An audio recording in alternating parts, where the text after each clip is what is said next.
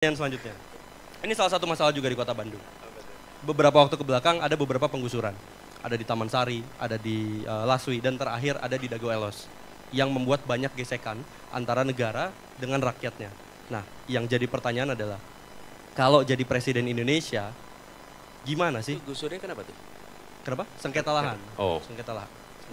Nah, kalau jadi Presiden Indonesia, Kang Anies akan melakukan apa? Ya.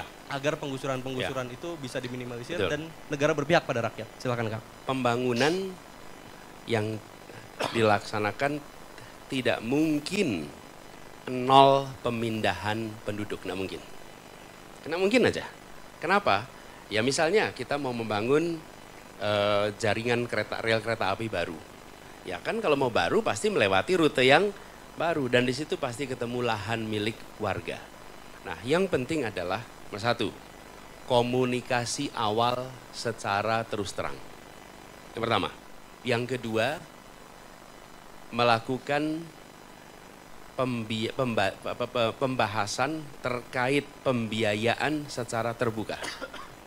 Lalu yang tidak kalah penting, mencari apa yang menjadi kebutuhan dari warga secara pribadi maupun secara kolektif.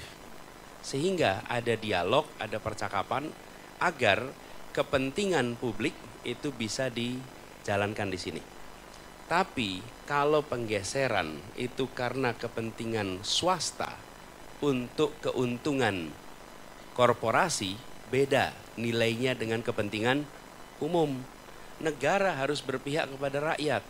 Kalau untuk kepentingan umum, negara datang dan menyampaikan kami perlu membangun ini dalam waktu puluhan tahun, jutaan orang akan lewat jalur ini.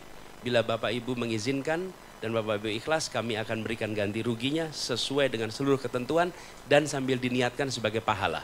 Insya Allah apa yang Bapak ikhlaskan di sini, Ibu ikhlaskan, nanti akan menjadi catatan jariah Bapak Ibu karena diikhlaskan. Tapi tanggung jawab kita harus ditunaikan di situ.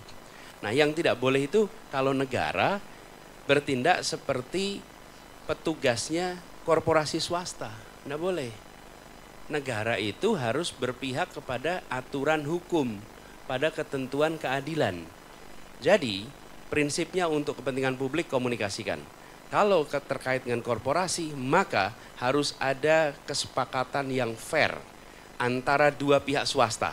Yang satunya perusahaan, yang satunya adalah warga dan pemerintah berada di pihak yang netral. Oke.